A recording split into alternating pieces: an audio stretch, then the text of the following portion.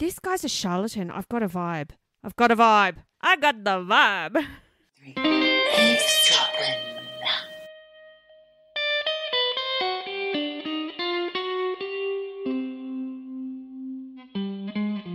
How do, Michelle? How do you do? Is that what they say in France? No, they say bonjour, je bonjour, bonjour, je bonjour, je bon. Mais oui. Because you're, Et là là, sous la la. you're half French now. Just because I've been there for the last 9 days. Yes, I'm so French, so français. I had a wonderful time. Thank you for asking. Yeah. Well, I didn't, but I was going to. Well, I want to know, did you drink all the wine? Did you eat all the cheese? I ate a lot of cheese. In fact, I ate nothing but cheese. It felt like at one point. But I didn't drink much wine. I don't fancy wine, it turns out, anymore. Oh, okay. I had a little fizzy crémant, a rosé crémant at one point.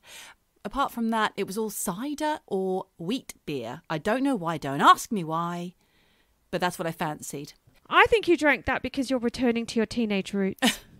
That's West Coast coolers. That's what I used to like drinking back in those days. West Coast coolers and pre-mixed Coke and, what was it, Southern Comfort. Southo and Coke. Southo and Coke, is that what you did in the Bay? That's right. But before we go any further, Michelle, we do need to introduce ourselves to our eavesdroppers, old and new. I'm Geordie. And I'm Michelle, and welcome to Eavesdroppin. And you can eavesdrop on us. Come on down. Come on in and have a listen. Listen along. That was a little bit Sale of the Century. Come on down. Listen, Michelle, it's actually been brought to my attention that some children have been listening to Eavesdroppin, which distressed me slightly because there's a lot of swear words. In fact, one small child that I met whilst in France, because we've got a couple of eavesdroppers in France. We've got Fran and we've got Anna. Yes. And both of them have quite young children, under 10s. And both of those under 10s from 2 different families mentioned to me that they were also eavesdroppers. One in particular said that she enjoyed the story about the girl and the dog, the girl who was raised by dogs. I was horrified. So I was wondering, perhaps we ought to do on Patreon a little child-friendly 15-minute episode that children can have all to themselves. That's a very nice idea. I thought you were going to ask me to not fucking swear. Stop swearing. I know I couldn't do that, Michelle. Without the F's and C's, who would we be? I know. Potty mouth. Dirty. Yes. Dirty Bertie. I am worried that children listen, but because also the content is bloody scary, Yeah. I got scared listening to the Premonitions Bureau. I mean, I got chills. Did you? You've been scared more than once on this I have been podcast. scared. I scared myself when last time I did a deep dive. And actually, warning listeners, I'm doing another deep dive today, just in case you're going to be sad that Michelle doesn't get to talk about her well-researched and in-depth stories, because she's great at that, especially true crime and fraud. But today, I'm going to be telling you a French story. Wow. I cannot wait to hear that. But let me tell you, Michelle, I had a bit of a rocky time in France. It was up and it was What down. happened? Well, as you know, one of my family members became very sick at the very beginning, and that was quite stressful. But luckily, Jeff is on the mend, so keep getting better, Jeff. We love you. We're thinking about you, so that's good. Meanwhile, at the last leg of our trip, we were travelling along, like not quite a motorway, a fast road, and there's a crossroads. It just happened that we were first on the scene of a 2-car motor crash. Oh, fuck. Yes. I should have had a trigger warning before I got out of the fucking car, I tell you what. But when my daughter said there were babies in the car, I just found myself next to the car just as the passenger was getting out. And I believe her to be the mother of the 2 children in the back. There was an 18-month-old baby, roughly, sitting in a chair, screaming and crying, covered in tiny shards of glass. His side took the impact. He was okay. Everyone was okay. I'm going to preempt this story by telling you that everybody was okay. Thank God. I don't actually know what I would do.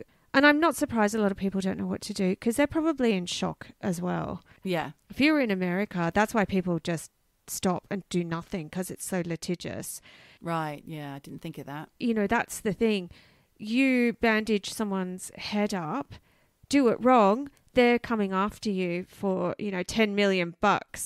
That's not a great end to the holiday, is it? Yeah, we were fucking shaken up. Still am. It was only 2 days ago. Yeah, because that stuff stays with you. Yeah. you know, you can't just shake off the impact of that moment in your life. Exactly. Can you imagine the people involved? Oh, they won't be forgetting that moment for a long time to come. No, of course not. And, you know, they're dealing with the aftermath of all of that. But it really goes to show, like, appreciate life, health, friends, love, everything while you've got it, because everything can be taken away in a second. And I know that sounds grim. No, that's how I feel right now. You saw it firsthand. And invest in a more expensive car that has good airbags. Well, that's an upside. That's what I'm talking about with my husband now. I'm like, please, can we spend a bit more on a car? I really want to have 4 airbags. Yeah, fuck, man. I thought you were going to talk about how you had basically no music for the whole time because your husband didn't get the stereo working. He didn't. Oh, no. But I didn't care about the music. It was fine. We had a good time. You're on holiday, you chit-chat. That's what it's for. Yes. Families coming together, playing games, talking. Exactly. So there were some upsides to being in France. I had a wonderful time with some old friends who are also eavesdroppers. So hello, Anna. I think I've already said that. And hello, Fran. And watched Fran's band performing, because it's all in the summer. They have a lot of marketplace, kind of each town has a little summer festival and food and music. And Fran was playing and we were dancing and she got everybody singing, including my kids. It was good fun. But Fran and I had a little chat about a lady that she met on an upholstery course, and her name was Ghislaine, and I'm not sure how to pronounce that, and it's not the Ghislaine that you're thinking of, de Védrines. Actually, Anna had sent me an article from Vanity Fair called Aristocrats and Demons by a man called Michael Joseph Gross, which was written in July 2010. And it's a very bloody, fascinating story. And I feel like telling you about it, Michelle. Why don't you just go on and tell me? Because I am on the edge of my seat, literally, actually. Well, so this was a very local story to the area that I was in. Anna has taken me all around the areas. It's basically in, I think I said before where it was. It's in southwestern France. And that's where this story takes place. Exactly where I was, southwest France, in the Lot-et-Garonne area. And also takes in the sights of Oxford, England. And the timing is between 1999 and 2009. So 10 years this story spans. I can't even imagine where this is going. It's crazy already. Bear with me, my little friend. It's about the recluses of Montflauquin. Montflauquin is a cute little medieval township, which we did visit in the southwest of France, and actually looked at a few properties there as well, just in case we might want to move to France. And it's about the de Védrines family, which I'm not going to be able to pronounce properly. Can't do the French very well, but they were an aristocratic family living in a chateau near that town called Chateau Martel, and it had been their ancestral home for centuries. Like, it's near the Dordogne, there's a lot of rivers and stuff. It's beautiful. Wow. In late 2001, In late 2001, Johnny, tell me what happened. In late 2001, something changed within this family, the de Védrines, and incrementally 11 members of that family, spanning 3 generations, closed the doors of their fancy Chateau Martel to the outside world and stayed within it, becoming known as the local weirdos. Okay. What happened? I'll tell you. I'll give you the family tree first. Okay, we've got Guillemette, who is the matriarch, and apologies once again for getting that name slightly wrong, probably. She was 88 years old at the time of this story taking place. Her 3 children, grown up obviously, in their 50s and 60s. Eldest son Philippe, a 63-year-old Shell Oil executive. Then there's Charles-Henri, 53, who is a gynecologist or an obstetrician. Couldn't quite figure that out. And the girl of the family was Ghislaine, or Ghislaine, I don't know how you pronounce it, 55 years old at the time of this thing. Now, Ghislaine, I'm just going to call her that, ran a secretarial school in Paris called La Femme Secrétaire.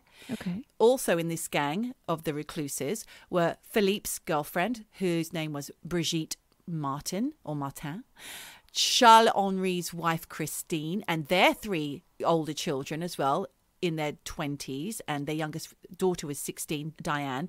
They had Guillaume, Amaury, and Diane. And Guillaume was 24, Amaury was 21. And then there's Ghislaine's two children, also called Guillemette, the daughter, 24, and Francois, 22. And also Ghislaine's husband, Jean Marchand. He was not one of the recluses, but I'll get to that later. It all sounds so glamorous already. I love all these French names, and French women are just so beautiful. I can imagine they're all just gorgeous. But yeah. And especially if you have money, like French aristocrats, just... Yes. Living lovely. in the middle of the countryside, near the rivers, near to these gorgeous medieval towns, wafting around the wineries and the vineyards and the cheese going to art galleries and places, eating cheese. But then suddenly they shut the doors. This chateau is bloody gorgeous as well. Anyway, so after this exciting and vibrant life of eating cheese and snaffling wine and whatnot, they suddenly plunged themselves into isolation, trusting no one, cutting off all their friends except for one man, a guy called Thierry Tilly. Thierry was an odd little 35-year-old man with a pasty face. He had a raspy voice and a shockingly strong handshake.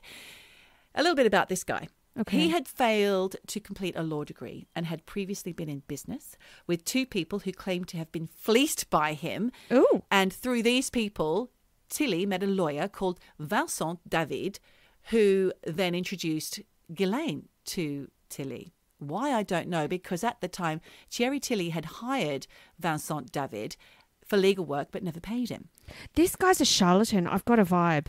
Yeah, exactly, right? I got the Everybody's vibe. got the vibe. But not the Védrines. They don't have the vibe because despite the fact that this lawyer who introduced Ghislaine to him, she went ahead and hired him as some IT administrator or troubleshooter, or whatever you'd like to call him, at the secretarial school. And by 1999, he was the school's highest paid employee. Oh, and my God. Ghislaine's most trusted advisor. So he's well in there. He's a scammer. Oh, my know. God. I could just... You know it already. You can just tell this dude... Look, have you seen pictures? Is he good looking? No. So he's not even like a hot French charming, No. I wonder if he's charismatic, Well, he must be. Well, he has to be able to talk the talk because dude's a scammer. Yeah. Well, you just said, is he good looking? So at the time, as you know, because I already said, but you may have forgotten, Ghislaine was married to husband Jean Marchand. Now, Jean Marchand sort of suspected them of having an affair because she had fallen into such a close friendship with him so quickly, given him so much power, giving him so much money from his silly little job. But she insisted there was nothing going on. And when Jean Marchand then got to know Tilly, he believed her, but still found the man quite troubling.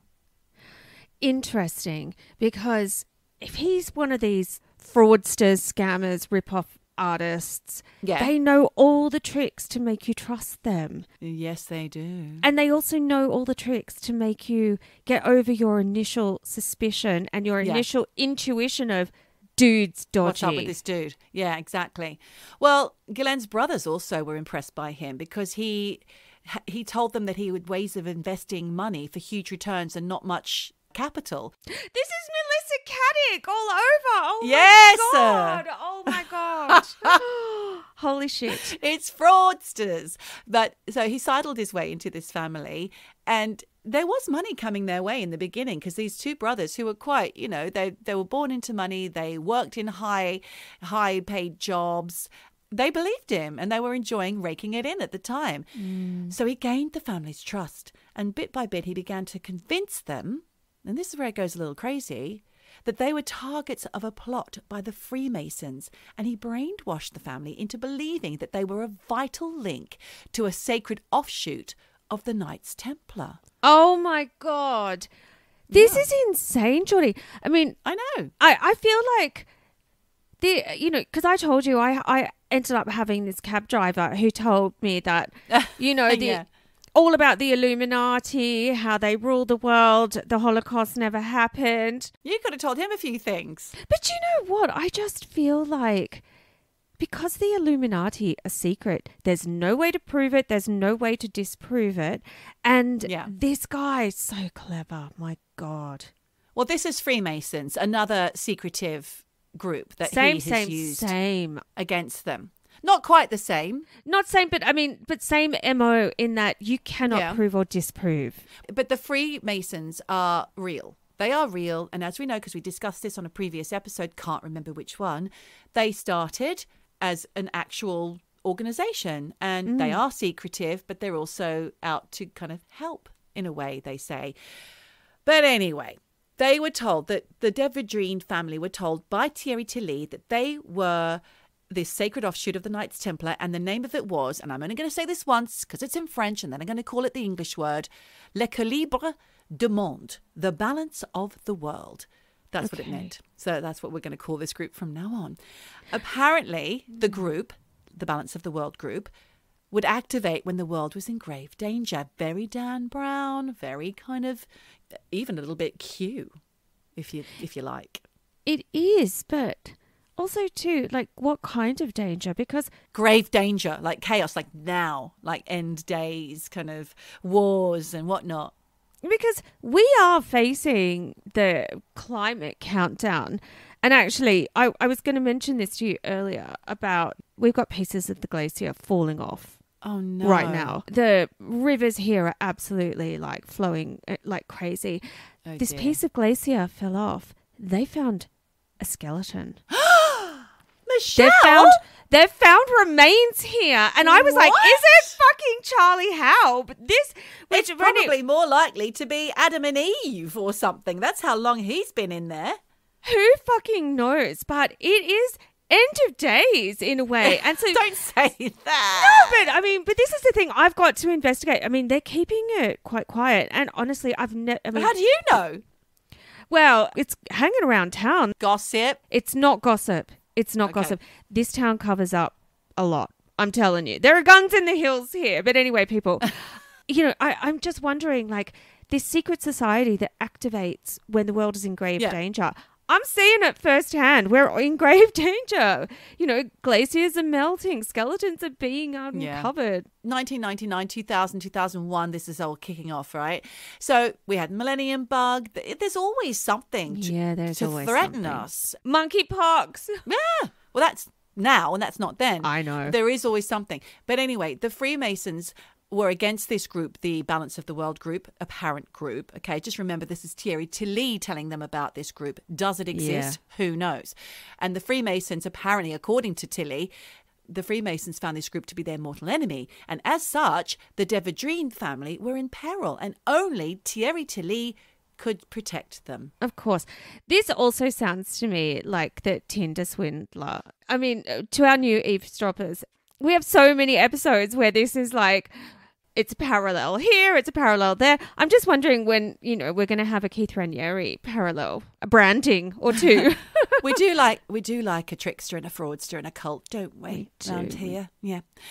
But everyone in the family fell for it except for Ghislaine's husband, Jean Marchand. Smart man. Hence, he was not a recluse. So there was a grand master of this Balance of the World group, and his name was Jacques Gonzalez, but he was very mysterious and quite enigmatic. You never, ever saw him. But Tilly used to say that he was taking his directions from him, and everything that was happening was being directly instructed to Tilly from Jacques Gonzalez, in their mission. And they had a mission, Michelle. That mission being to search for a treasure trove that Tilly described as so large it would not fit in any room.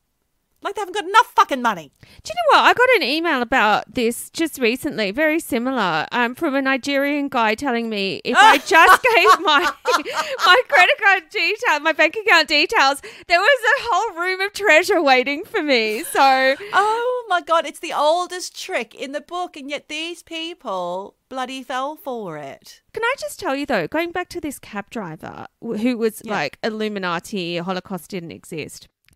He was so incredibly convincing in not convincing me, but he had convinced himself, and you just believed everything he was saying because he believed it. And I'm not saying I believed it. I'm saying I was listening to him going, if I was vulnerable or a little bit lost and you were telling me all of this, I would be sucked in because he was so convincing, because it was his truth. So I can see how people who maybe are maybe a little bit easily led could believe this guy. Who knows? Yes.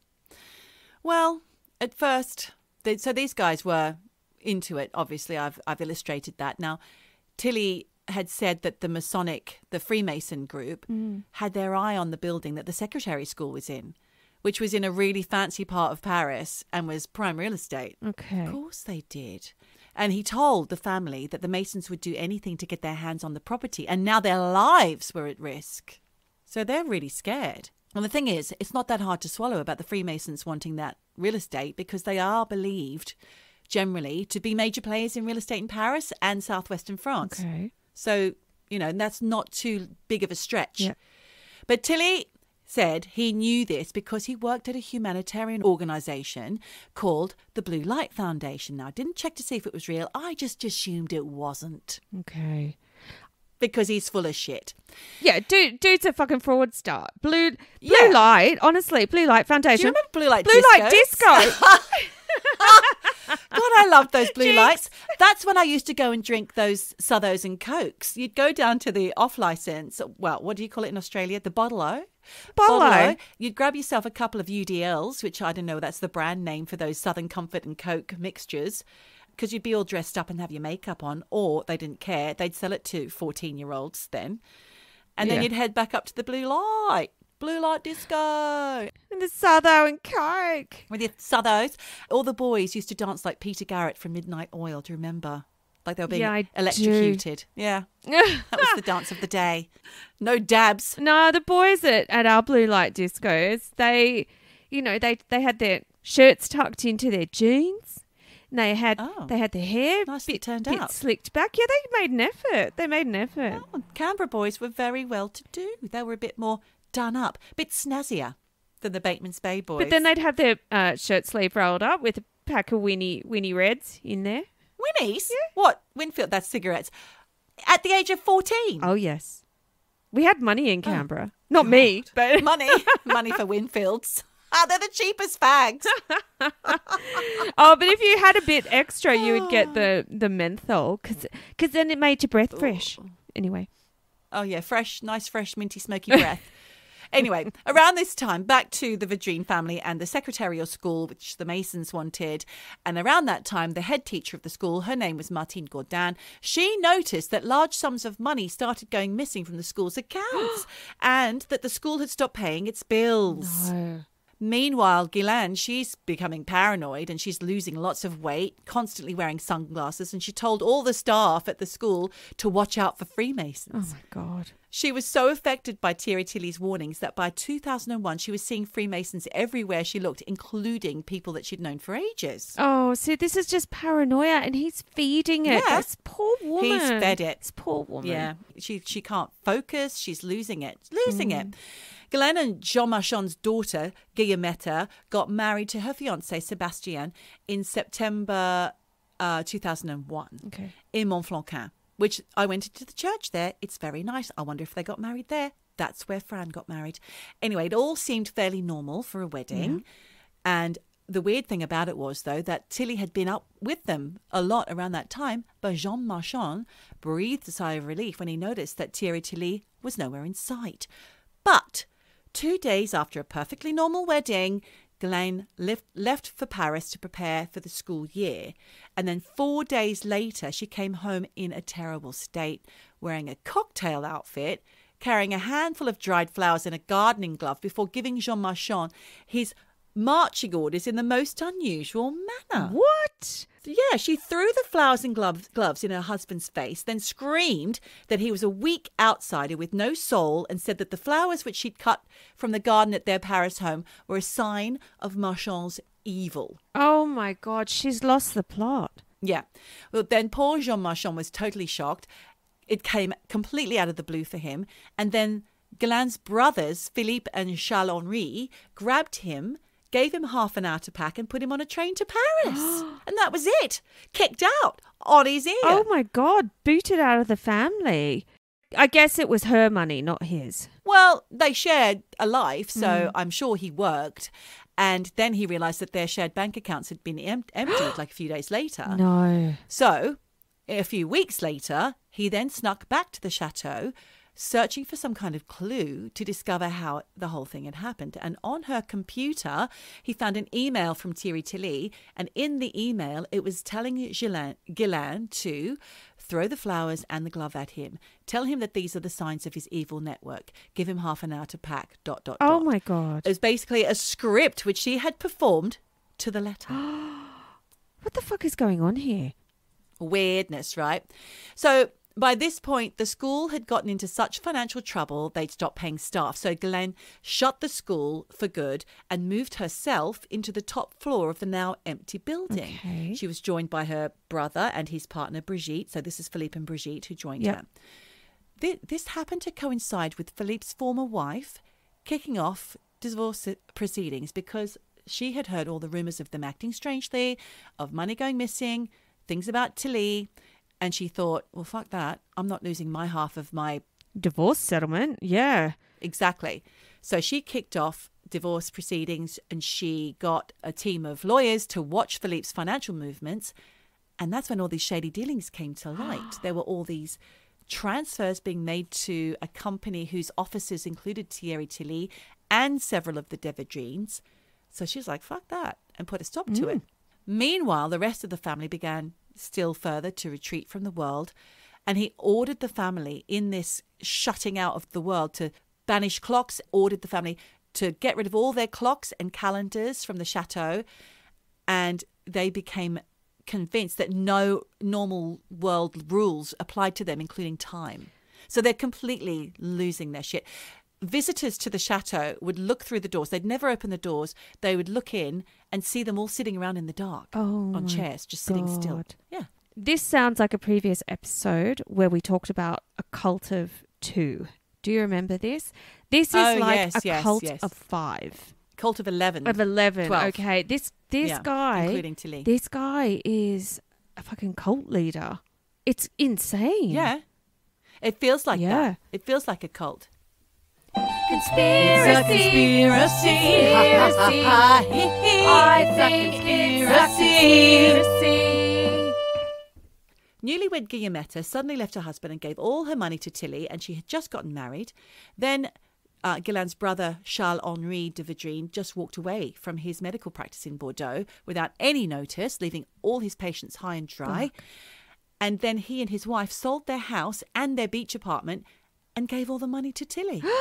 This guy, what has he got over them? Holy shit. Christine, the wife of Charles-Henri, Christine, she walked away from all her... She was quite high society. She walked away from all her friends in Bordeaux, including a winery owner by the name of Marie-Hélène Hessel. And this woman tried to reach Christine for more than a year. And Christine only responded once to say, I can't tell you anything. It's a family business. It's very serious. I may come back to Bordeaux, but in a different way. If I were you, I'd be very worried. Oh my God. But you know what? That's a creepy message to get, because you're like, I am fucking worried for your mental health. What is going on here? Exactly. Well, she's sort of indicating that she knows something that no one else knows. Yeah. This is almost like what's happening on a much bigger level with the QAnon. Yep. Like they all feel that they know something that no one else knows. And it's isolating. Yep. And that's what you do. You isolate your victims, Yep. your cult victims, your fraud victims, whatever you'd like to call them. So anyway, back to my timeline. We're now in 2003. The family have stopped paying tax. Now, the French government don't like that very much, Michelle. So they came down hard on them and seized all the furnishings in Chateau Martel. Oh my God. So at this point, the family then moved into a house that Philippe owned in the town of Le Sceau, which Anna and I drove through, and it's really pretty, actually. She quite likes it. It's very rural. Do you know what? I can't help just to feel sorry. Like, bit by bit, this family is losing everything. Yeah. Including their minds, you know? Yeah. Yeah. Well, hold on to that thought for a little while, Michelle, till you hear the rest of the fucking story, because it gets wilder. Oh, I'm telling you. It's a wild ride.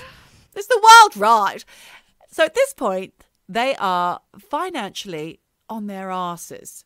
So the matriarch, Guillemetta, made a huge loan to her 3 children. No. Stupid lady. Well, you can imagine where that went. Well, yeah. Straight to Tilly. Straight into the pockets of Thierry Tilly, of course. That's what they think anyway. They couldn't find any trace of it. Ugh. So we're still in 2003, like I said. Now, Tilly actually had a wife and 2 young children of his own and a teenage stepdaughter. They moved to England where they had a flat in London. And by 2005, 2 years later, they're all living in Oxford, along with Charles-Henri and Christine's eldest son, Guillaume. Okay. Who is in his 20s, right? So Guillaume has taken quite a shine to Tilly. Okay. The rest of the Védrines, except for Philippe, Brigitte, so Philippe and his girlfriend Brigitte, Ghislaine and her mother Guillemette, they all stayed in Lassau, or Lassau, whatever it's called. Yeah. But the rest of the family, they all moved to Oxford, living with or near Thierry Tilly. And he ordered them to rent modest properties, work in menial jobs, giving majority of their income to Tilly. So now he's turned them into slaves. Yep. Basically. Yep. What do you call it when you... Yeah. Modern slavery. Well, modern slaves. yeah, modern slavery. He's turned this aristocratic family into Serfs. modern slaves. And he has actually people trafficked them as well to England. Fucking hell. And do you know mad? Do you know what? This is frog in the fry pan. Bit by bit by bit by bit, Yep. this dude turned up the heat so they didn't even notice. When you look at A and where they end up, fuck, man. Yep. This is insane. It is insane. And they weren't even listening to anyone who was trying to talk sense into them. They didn't have anyone apart from Jean Marchand. He was taken out quite early out of the game so that he would not be an obstacle influencing anybody else. Yeah, exactly. Tilly, for the most part, lived rent-free whilst in Oxford because he would do things like get the property owners tied up in different litigations. Like he'd make complaints and stop paying rent and then start legal proceedings. And then while the legal things were going on about these houses, he would live in them and not pay rent. And he kept doing this to people. Huh. The third landlord that they had was an Irish carpenter called Andrew Scully. And he found it really weird that all these aristocrats were working at Nando's and garden centres and things. Oh, my God. So Tilly further ramped up the importance of the family as members of this Balance of the World group and said that not only were the Freemasons after them, so he's really ramping it up now. He's really having a good time with it. He said it wasn't just the Freemasons they had to worry about. It was also the Rosicrucians, homosexuals, and journalists. Oh, I'm after you. I'm after these. Keep away from those scary homosexuals. I mean, what are they going to do? Oh, God knows. And what are journalists going to do apart from dob him in? Well, exactly. Yeah. Holy shit. This guy's just pulling shit out of the air, isn't he? He sure is. To just keep them in line. So as I mentioned before, Charles-Henri and Christine's son, Guillaume, he became quite enamoured with Thierry Tilly, and he was living with Tilly and his family and became his personal assistant, helping him with the work of the Blue Light Foundation. Perhaps I should have looked into it. I'd love to know if it was real or if it was just something that Tilly had started, or even this mysterious Jacques Gonzalez or whatever. He just made it up. He just made it up. I feel like he made it up. There was never any sign even of this president of the foundation, Jacques Gonzalez, except the odd bank statement and utility bill that the landlord Andrew Scully would see with his name, with the Jacques Gonzalez name on the front. I'm just going to put this out there. Go on there. Jacques Gonzalez is Tilly. Well, I did wonder that, Michelle, throughout this story. That's what I was thinking from the very beginning. But let's wait and see how this pans out. Andrew Scully, the lovely Irish carpenter who was their landlord, well, he found himself caught up in lawsuits as well. This is after Tilly offered to renovate one of the houses that he was renting, because I think this guy, Andrew Scully, had a few properties that he was renting to all 11 and Tilly and his family. And at one point he was renting them in exchange for a long-term lease. But they ended up trashing the place and then reported him, the landlord, to public health for making them live in appalling conditions. That's how you do it. God, that is every landlord's nightmare. Can you fucking imagine? Can you imagine? That gives me chills. And then they stop paying rent, and that's how they get away with it. Oh, gosh, he's quite the clever trickster, isn't he? But anyway. He really is. going back to Philippe, right, and his ex-wife, who was digging around in all his financial affairs because she wanted her slice of that pie before it all disappeared. Philippe and Brigitte Martin eventually detached themselves. They saw the light eventually, thanks to his ex-wife, kind of. But you know what? Like, it sounded earlier as if you had said that she'd frozen the bank accounts or at least stopped money. I don't think she froze it, but she definitely wanted to see what was going on. And I think everything that he did was being monitored financially. So I think bit by bit, he just realized this is weird, time to stop. So by 2008, they had pulled themselves back from the Tilly merry-go-round. But it wasn't until the spring of 2009, and bearing in mind, Michelle, this is now 10 years later.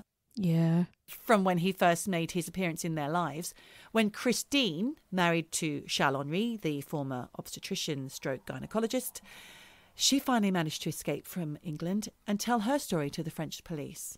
Right. So she'd had the wool removed from her eyes. What do you say? She saw the light. She saw the light. I like it. Well, it took a long time, Michelle, and listen to what happened to her first. It's actually quite extraordinary. It turns out that Thierry Tilly had persuaded Christine and the rest of the family, including her own husband and her own children, that her maiden name, which was Cornette de Laminière, Cornette de Laminière, he convinced them that that word in French meant transmission of metals. And that was a sign that she held the key to some great treasure and had the knowledge of how to access this treasure, and that would free her and the rest of them to fulfill their destiny. Okay. So she had the knowledge because of her name, and he convinced them. Now she's like, oh, okay, yeah, I do. Oh, God. Basically, what she had locked in her brain, according to Tilly, was the number of a bank account in Brussels. I'm sorry. This just gets more and more ridiculous. It does. Well, the way that they wanted to access that number, which was locked so deep in Christine's mind she didn't even know she knew it, was by keeping her prisoner in a small room in one of the Oxford flats, kept awake for days, tied to a chair night and day for around 10 days. Fucking hell. And oh, my God. They would all, exactly, this is her family, don't forget her children, her daughter, her son, her nieces and nephews, brother and sister-in-law. Was it? I don't know if Ghislaine was there. I don't think she was. But Christine was basically drugged, beaten. They would shout at her. They would take turns like berating her. She was banned from going to the toilet or washing, and she was held hostage like this twice. The second time was when they were torturing her. Oh, this is absolutely horrific. Yeah. And it was for about a total of 6 months she was being held captive for. Fuck, man. And obviously this secret bank account in Brussels, that number never materialized. Well, it did, actually. So she was being held from November 2006 to spring 2007, and then again in January 2008. And during this time, she was tortured, like I said, and eventually she broke and she made up a string of numbers. So she's released. But then she's taken to Brussels and she can't remember the name of the bank. Oh. So they frog march her up and down Brussels to all the high street banks, going to every single one, asking for access to the account. But each one turns her away because they're like, what the fuck? You don't even have an account here. Piss off. Of course, because it's all fucking made up. So they all return to Oxford. I don't know what happens in the interim, but in the spring of 2009, Christine's off, goes to work. She gets herself a job with a Frenchman in the covered markets in Oxford called Robert Puget de Saint-Victor. I think that's his full name.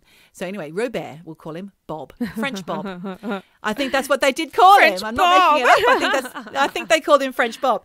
So he had a cheese shop in the covered market, and he was really reluctant to employ this beaten up old kind of bag lady. She was in her late 50s. She had a limp, probably because of all the torture, being held hostage by her children. Yeah.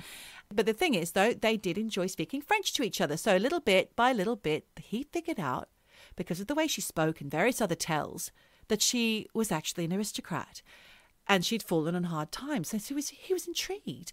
So he asked her, what happened to all your money? And she told him her son, Guillaume, had it.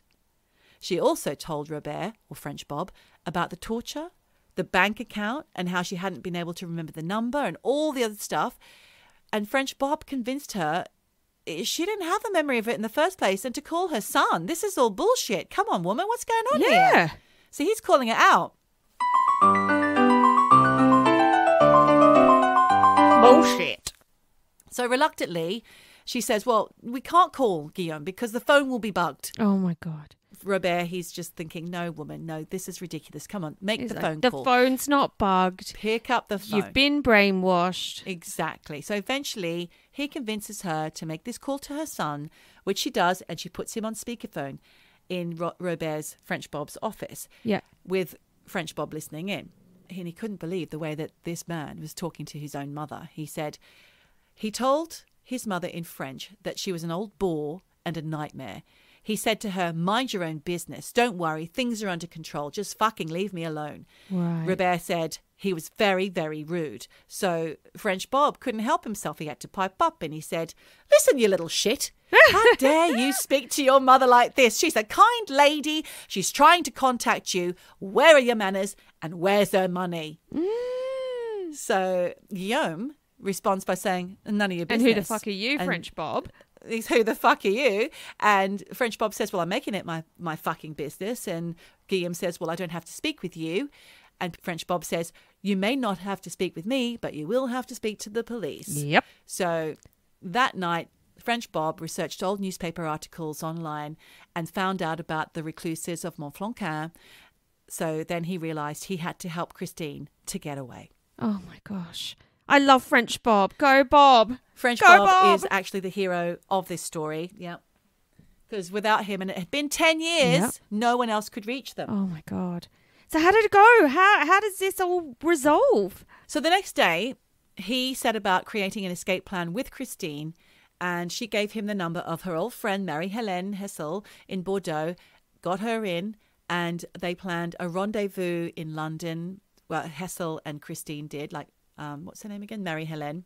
A few days later, in order to take her back to France, which they pulled off. And then once Christine got back, she met a lawyer called Daniel Picotin, who was a lawyer and anti-cult crusader and had already been approached by Jean Marchand in 2004 and had been working to bring Tilly's activities to light anyway. Wow. I'm feeling like there is going to be a happy ending here. Well, so Christine arrived in Bordeaux in March 2009 and Picotin took her to the courthouse where she told the police her story, and immediately the French government pressed charges against Thierry Tilly. The rest of the family did not want to drop him in it. They were still backing him. Right. So nothing happened. And he thought, nothing's going to happen. So he went on a trip to Zurich in 2009. And that's when he was arrested. Yes. He slipped up. He left the country. Oh, my God. What a dick. Thank God. Do you know what? He was probably going to his Swiss bank account where he had all that fucking money. Exactly. Of course he was. That's what he was doing. But anyway, at first some of the members were still thinking that he was their guy. They couldn't believe that the rest of the family were doing this. And then the other kind of enlightened family members were really worried that the rest of them would commit mass suicide. So there had to be some sort of monitoring and surveillance. And, exactly. Yeah. Oh, by the way, I forgot to tell you this, but at the end of 2008, Chateau Martel had been sold to a holding company with Christine and Charles-Henri's son, Guillaume, who's also Thierry Tilly's right-hand man, serving as intermediary for both the buyers and the sellers, which is really unusual. And apparently Charles-Henri or Philippe, I can't remember who had inherited it, I think it was Charles-Henri, signed the papers, but he thought he was signing papers for a loan. So he was duped into selling their family estate. Oh, my God. So they lost their family home. They did. Shit. And no one knows what happened to the proceeds from the sale. Well, who owns it now? Well, yeah, there's new owners, yeah. But anyway, going back, as a result of that, there was a battle between the family members because Charles-Henri was angry with his son. He began proceedings to divorce Christine and also brought a case against his son Guillaume to reclaim the proceeds from the sale of the Chateau Martel. At this point, Ghislaine and Francois, who's Francois? I can't remember. Oh. Is that one of the children? That's one of her kids. They filed for damages also from Guillaume. So they're all battling each other. Now they're at each other's throats. Now it's money time. Come on, let's get our money back. We're going back to 2008. We're still there when he sold the chateau. Something really weird happened. And this is in relation to Jacques Gonzalez. Okay. This mysterious Jacques Gonzalez. It was October 2008 at a motor vehicle registration centre in Croydon in South London. Yep. A man attempted to take a driver's test under an assumed name while wearing a $1,600 latex mask like the ones used by characters in Mission Impossible to transform their identities. Okay, and so the driving person was like, This looks weird. you're a weirdo, and why have you got a latex face mask on? Oh, God. It looks weird. Let's call the police. Apparently, this person had paid for a professional makeup artist to glue it to his face at a nearby hotel. And like you just said, Michelle, everybody was so weirded out that they called the police. Yeah. Who came to question him. And the name used by the man was Jacques Gonzalez, age 60.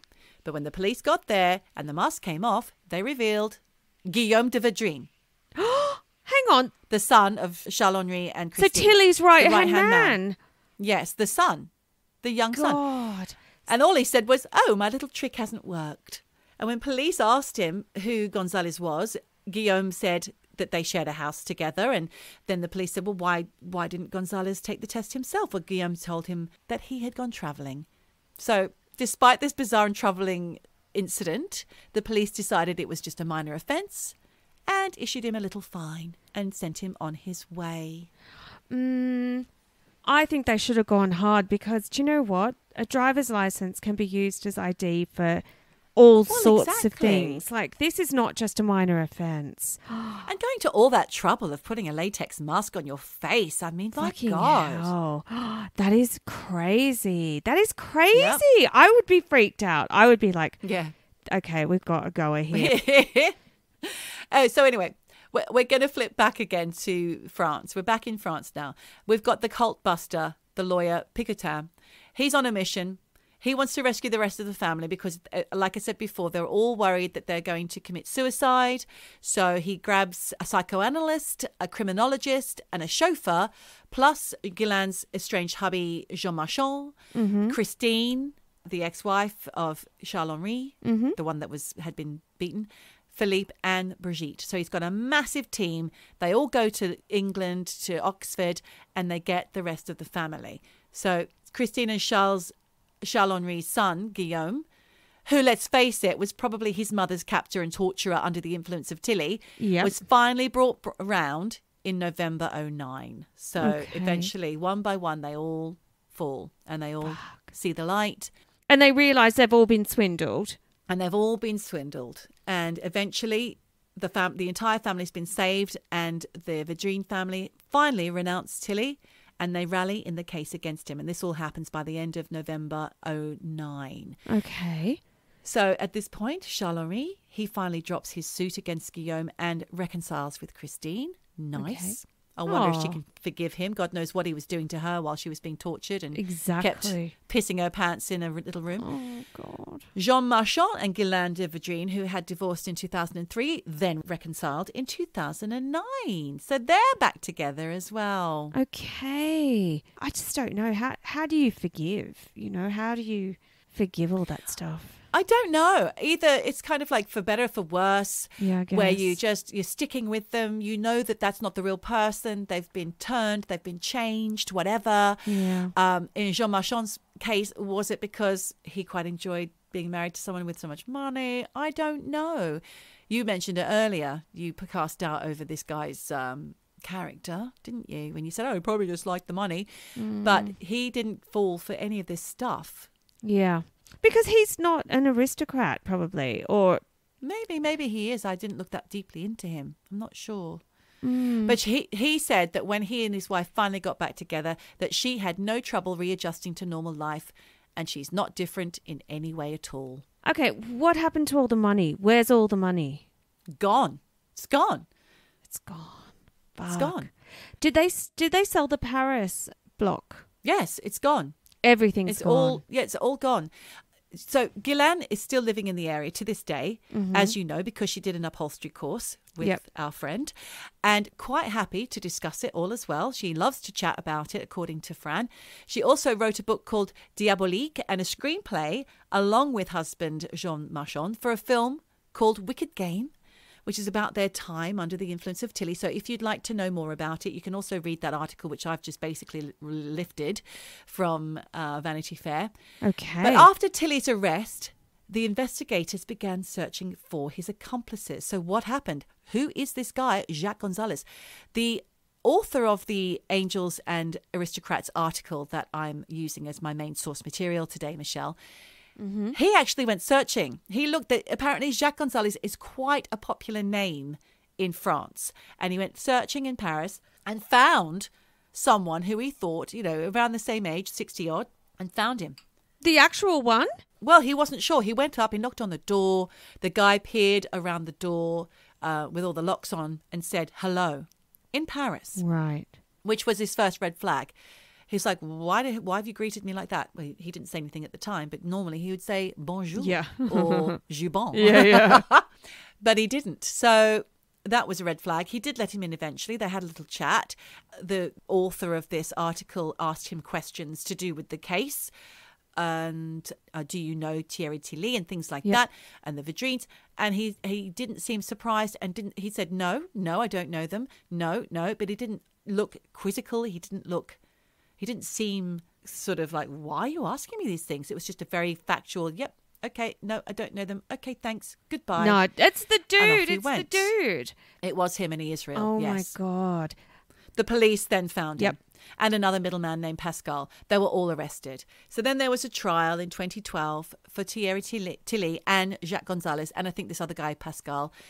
Thierry Tilly was accused of tricking the family out of up to £3.6 million, as well as fraud, abuse of weakness, violence against the vulnerable, and holding people against their will for up to 7 days. So the trial ended. Tilly and Gonzalez were sentenced to 8 years in prison in November 2012. But when Tilly tried to appeal, blaming the family for their own misfortune, the judge increased his sentence to 10 years.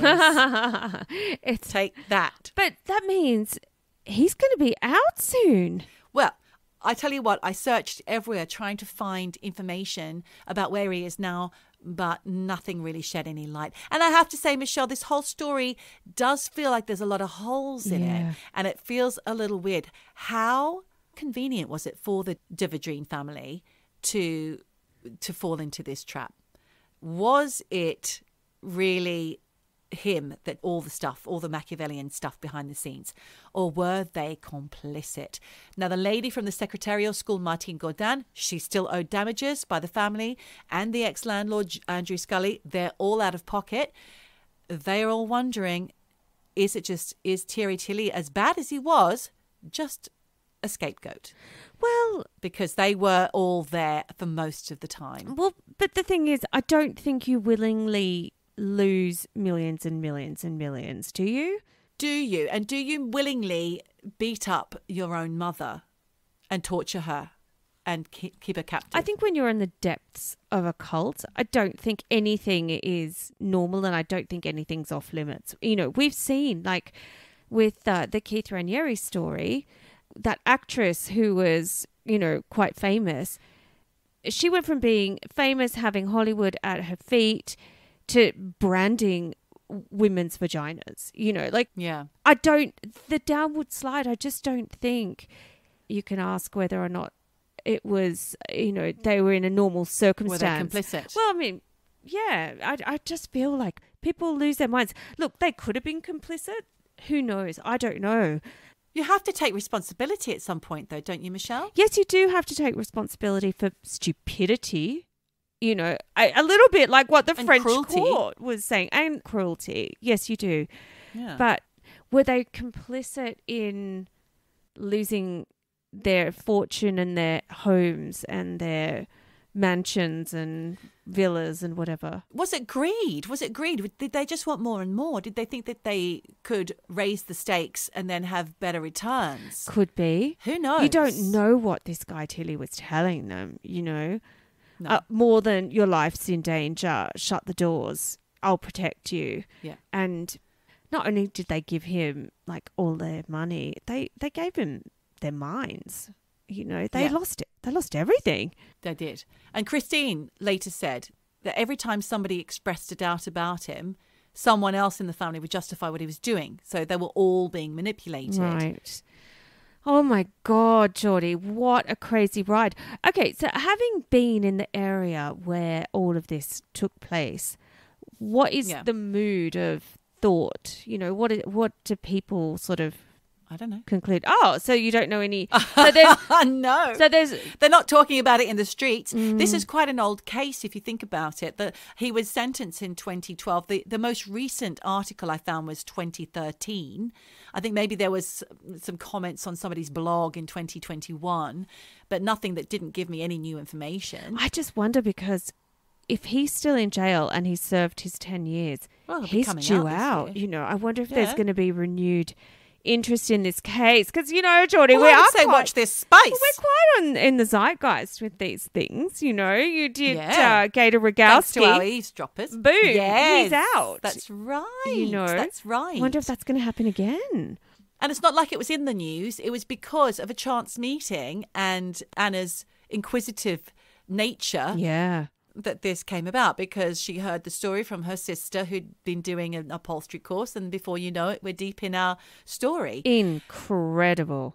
I will tell you that he's nearing he's nearing the end of his sentence, and he's in a prison in Bordeaux, and it is believed that he has moved on from cellmate to cellmate quite regularly for fears that he may brainwash them as well. Now, I don't know if that is true or just hearsay. We don't know, but I quite like the idea of that. Yeah.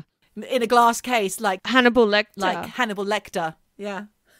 Thierry Tilly. You know, he's dangerous. Like, when he gets out, he's going to have a new name and a new MO with all his old tricks. And, you know, people are going to be at risk again. And well, let's tell the world, Michelle. We better warn people. Okay, eavesdroppers, spread the word. Look out for Thierry Tilly. He'll come out. He'll change his name. And Jacques Gonzalez. They're all naughty boys. People! Listen to me! People! Don't do that. People! I told you, people. People! Scary stuff. People! Well, Geordie, honestly, what a wild ride. Thank you so much for that story. My pleasure. Oh, my God. Well, do you know what? Like, I need to just go and process all of that. Do you need a little lie down, Michelle? I do need a little lie down. So, but you know what else I need to say right now? What's that? What on earth could it be, Michelle? Whatever you do. Wherever you are. Just keep eavesdropping. Eavesdropping. Eavesdropping. Eavesdropping. Drop it. Eavesdropping. Drop it. Eavesdropping. Eavesdropping. Drop it. Drop it.